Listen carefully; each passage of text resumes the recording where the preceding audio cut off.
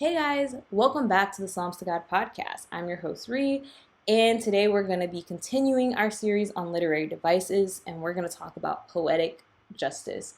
Now, for those of you who are actually viewing this and tuning in via YouTube or the YouTube video that's embedded on the website, I am sorry that you're not seeing my face today. I do like to try to show my face so that you get expressions, and I think it's a little less weird to see the person that's talking as opposed to them being kind of off camera. But I just really didn't feel like filming myself today, and so I'm not. Because I still want to get this episode out. So I apologize, and you will see my face again soon, I think. I hope. We'll see. But for those of you who always just listen to my voice, this is not new for you. So thank you for giving me excuses to only record my voice because it's way easier than also trying to record my face.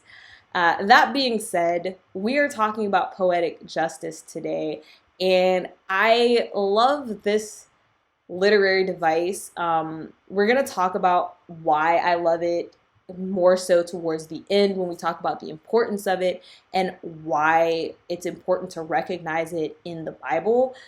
So let's just jump into the definition, and then we'll talk about some secular examples, which I really struggled, really struggled in this department. And then we'll talk about biblical examples. So the definition of poetic justice is an outcome in which vice is punished and virtue rewarded, usually in a manner peculiarly or ironically appropriate.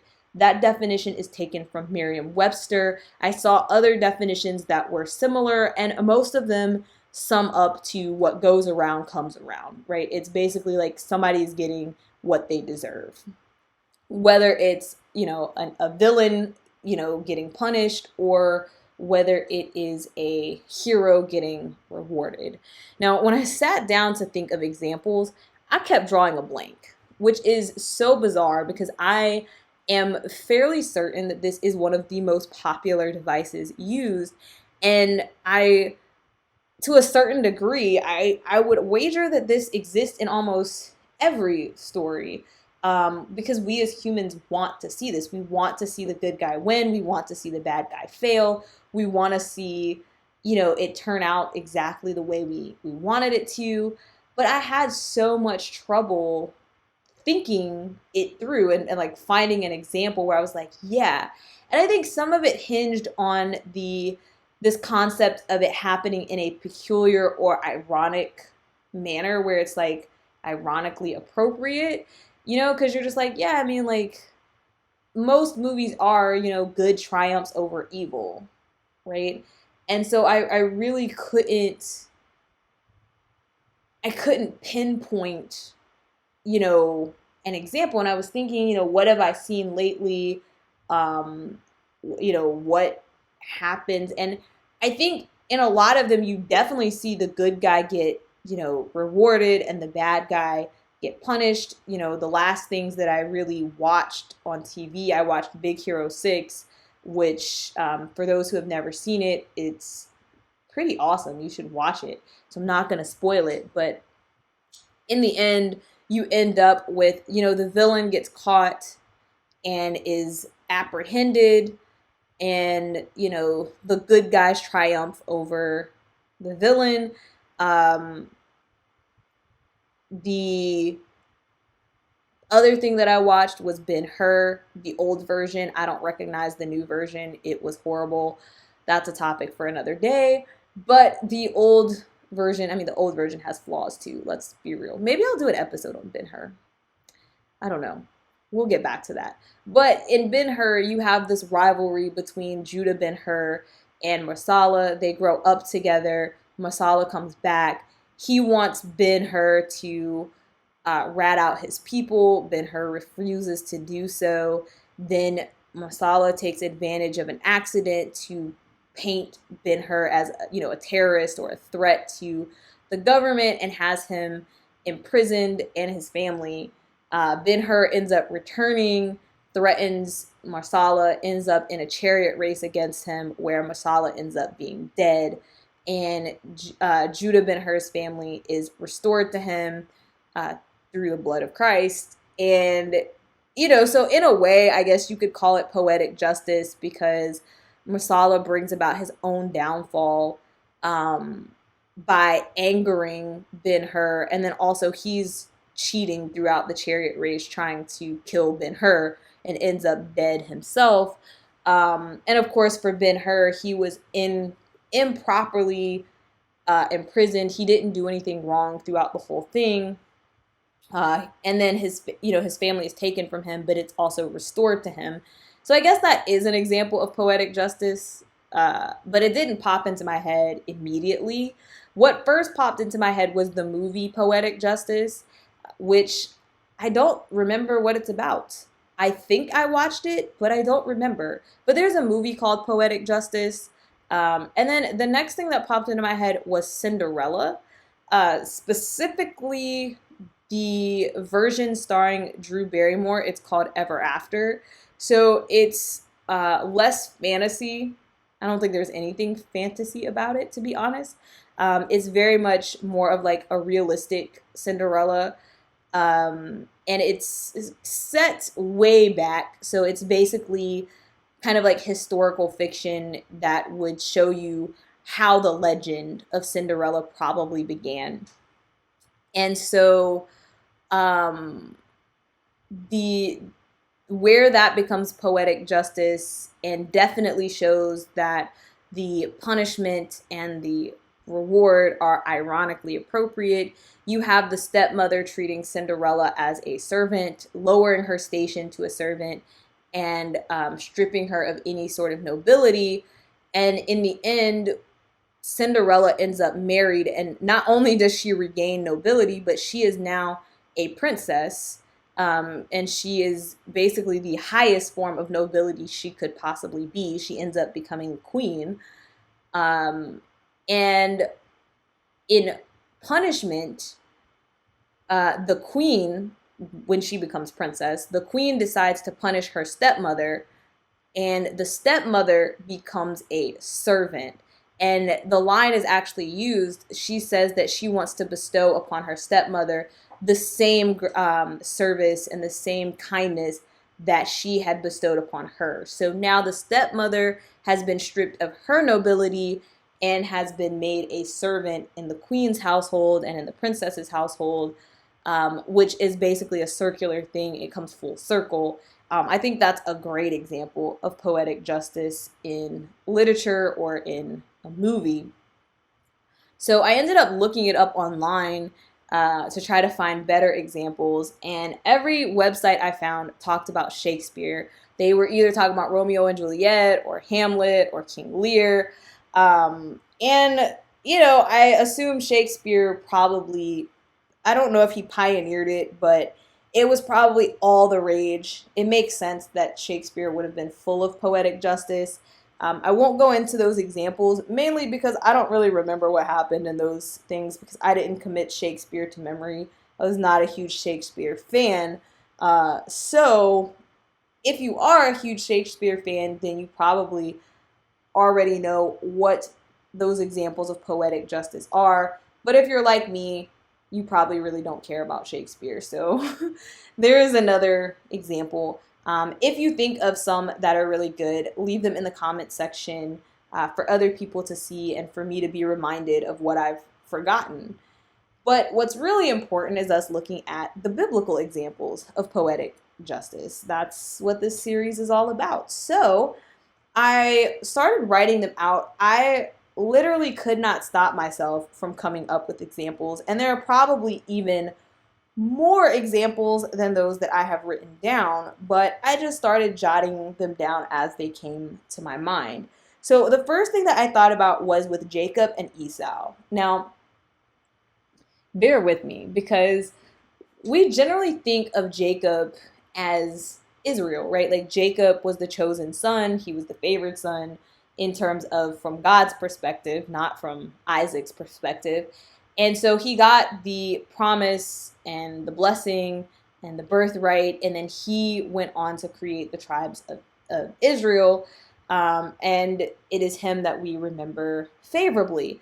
But Jacob was a little shady, right? So Jacob convinces Esau to sell his birthright to him. And while, some people say that he tricked Esau, he didn't really trick him.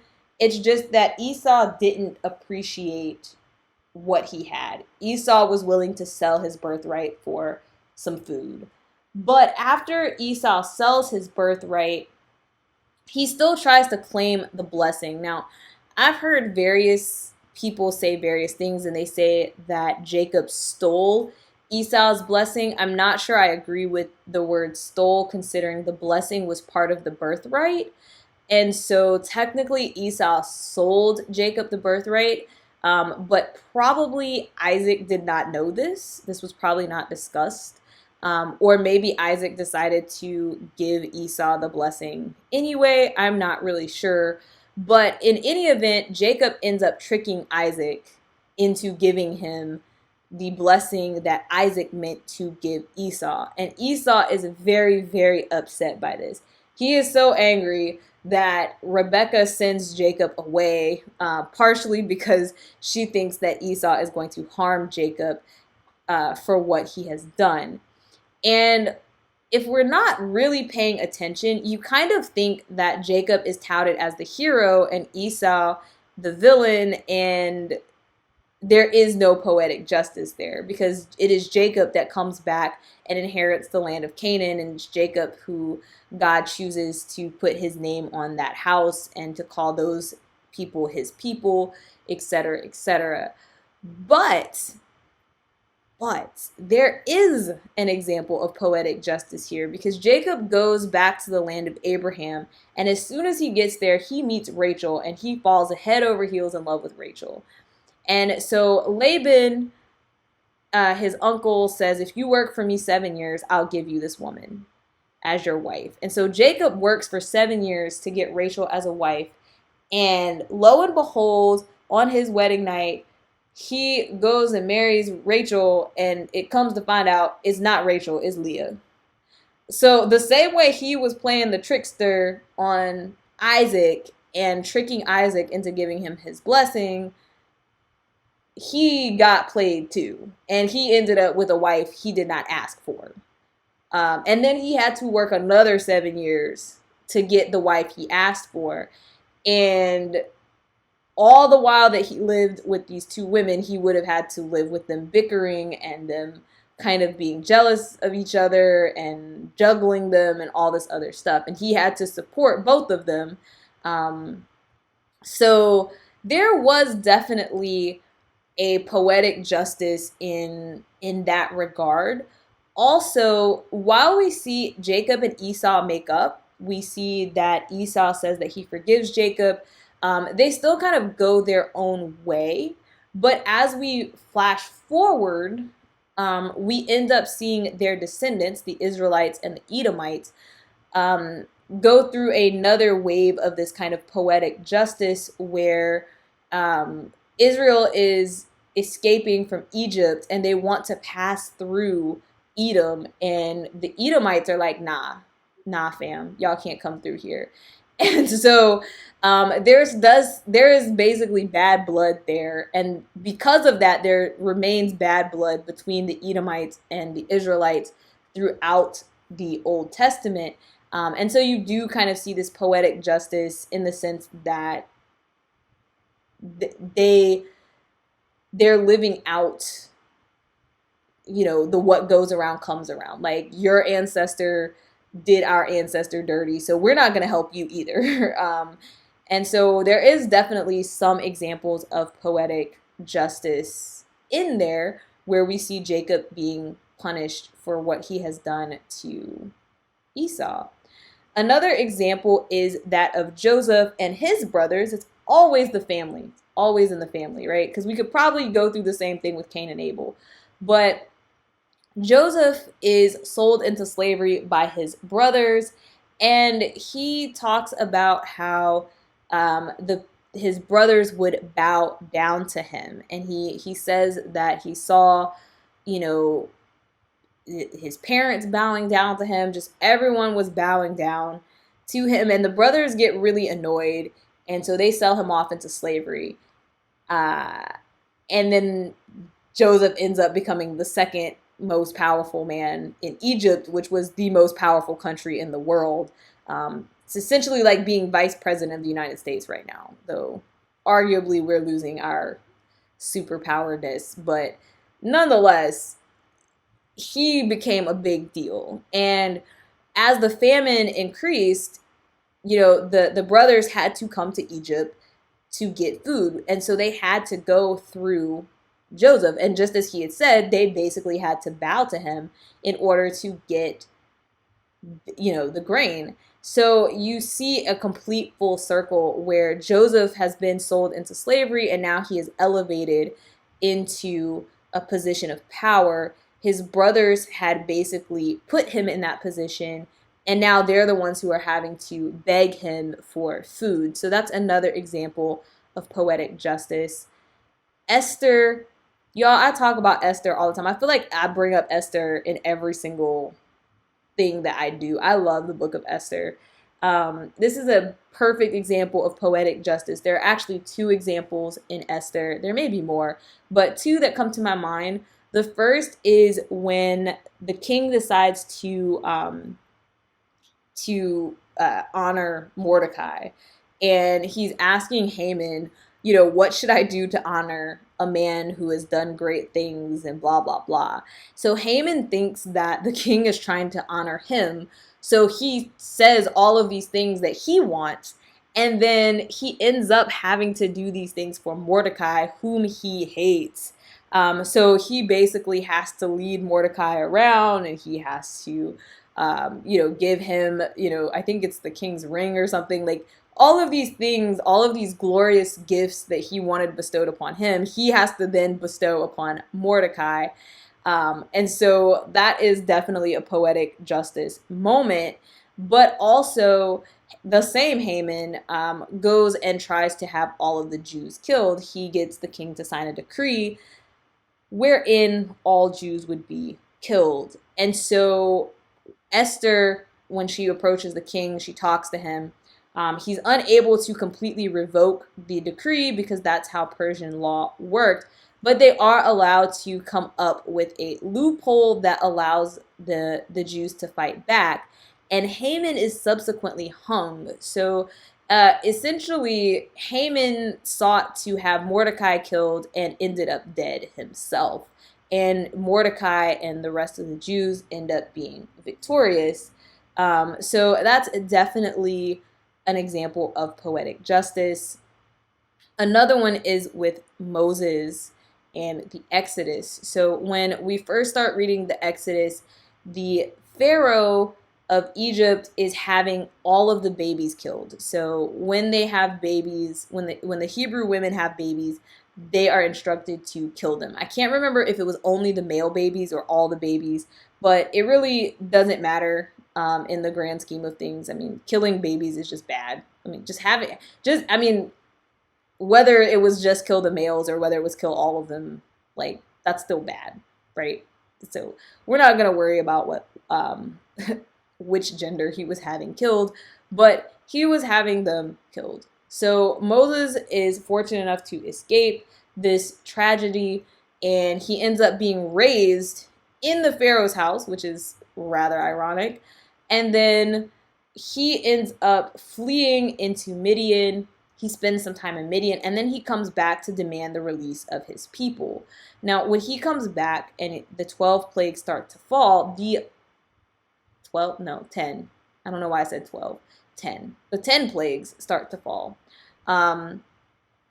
The final plague is the death of the firstborn. So it's not the babies. It's any firstborn, right? So there may have been some babies, but also if Pharaoh had been a firstborn, Pharaoh would have died. Now the fact that Pharaoh didn't die tells us that Pharaoh was not the firstborn son, which is a good tidbit to know. But essentially, this is a poetic justice moment where Egypt has killed the firstborns, or maybe not even just firstborns, but Egypt has killed the babies of the Hebrews, and now the God of the Hebrews has killed the firstborns of Egypt. So that was a poetic justice type of a moment. And all of that could have been avoided if they had just let the Israelites go, right? So that's one example. Another example would be Job. Job is more of, I guess, a positive example where you have Job being attacked by Satan. He loses his family, he loses his fortune, he loses his health. But in the end, God restores it to him double, and he grants him great wealth and a whole nother family. And he blesses him exceedingly, which is something we can look forward to because it's a promise that is given to us, that he will bless the righteous, and that he came to give us life more abundantly. So Job, definitely a bit of poetic justice in that. Another example that I have listed here is the nameless woman. I'm going to have to go back and find the exact Bible verses, and I will put them in the show notes. And for those of you who are watching on YouTube, I will post it on screen when I edit the video. But there is, I want to think this might be in Judges somewhere. It's either in Judges or like First Samuel. But essentially there is a man and a woman who go somewhere. They're traveling, and while they're traveling, they run into some men who are not good men. I don't know how else to say that. They're not good men. And they end up taking the man's wife and raping her. And it reads a lot like Sodom and Gomorrah. But in the end, the woman who's never named ends up dead. And her husband is furious, which is a little interesting because he doesn't really try to stop them, but we're going to talk about her in great detail in a couple of days or a couple of weeks. So we're going to come back to this story. But where this becomes poetic justice is that in the aftermath, when she is found dead, he decides to do something about it. And when he does something about it, he brings together all of the tribes to hunt down these men and punish them. But the tribe of Benjamin doesn't respond to the call. And I want to believe that the men who did it were from the tribe of Benjamin. And so in retaliation to Benjamin not helping with this mission of, justice and righting wrongs, the other tribes decide to essentially boycott the tribe of Benjamin. So they refuse to send the tribe of Benjamin their daughters or to receive their sons. So they are like, we're not marrying into your tribe. So the tribe of Benjamin almost dies out, right? They end up having to beg them to let them marry into their tribes and marry their people, so that the tribe doesn't completely fizzle out. And I find that to be a sense of poetic justice, because that is the opposite of what they were trying to accomplish, right? They're raping women, and so they're trying to get marital relationships. I mean, it doesn't mean they were trying to marry this woman, but they were trying to have sexual relationships with people. And essentially what happens is the number of people that they have eligible to be in these types of relationships with them are significantly reduced, because everyone's like, well, we're not going to talk to y'all. We're not having that. So their entire population starts to dwindle. That is definitely a form of poetic justice. And the final thing that I listed was Rachel and Leah. We talked about Rachel and Leah on the YouTube channel a week or so ago, maybe a little bit more than a week. And we talked about how Rachel was favored and Leah was not, in the eyes of Jacob. And so Leah ends up having all of the sons. Rachel does not. Rachel ends up dying fairly early because she dies in childbirth. We don't know when Leah dies, but presumably Leah lived much longer than Rachel. Leah's children are the ones that go on to be prominent members of the Israelite society. It is from Leah that we get the Levites. It is from Leah that we get the tribe of Judah. The tribe of Judah is also where we get the name Jew, because Judah is what the southern kingdom was called. This is where the kings came from, the line of Judah. And, even Christ was from that lineage. We have phrases like the Lion of Judah. And of course, they called this place Judah or Judea, and that is where we get the word Jew and Jewish.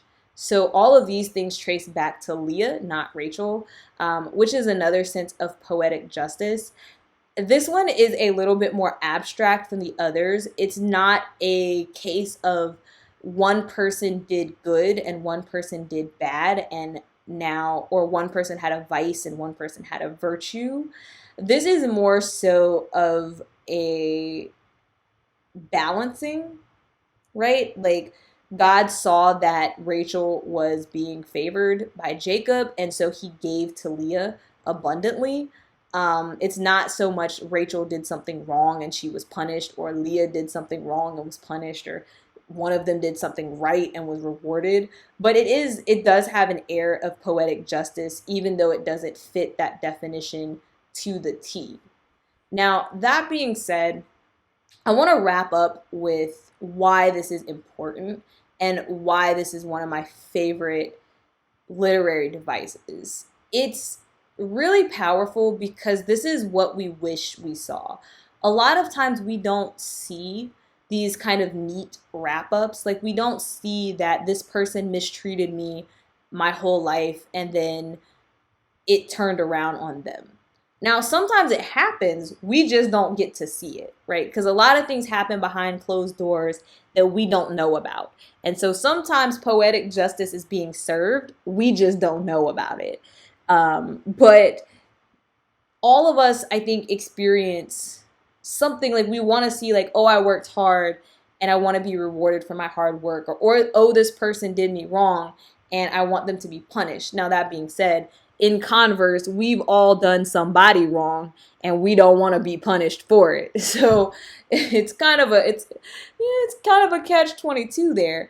But in general, poetic justice is literally the theme of the Bible, right? The entire story is about the fact that God is promising that he will reward the righteous and punish the wicked. So the whole overarching story is that of poetic justice. Now, it's slightly different because we kind of got ourselves into the situation.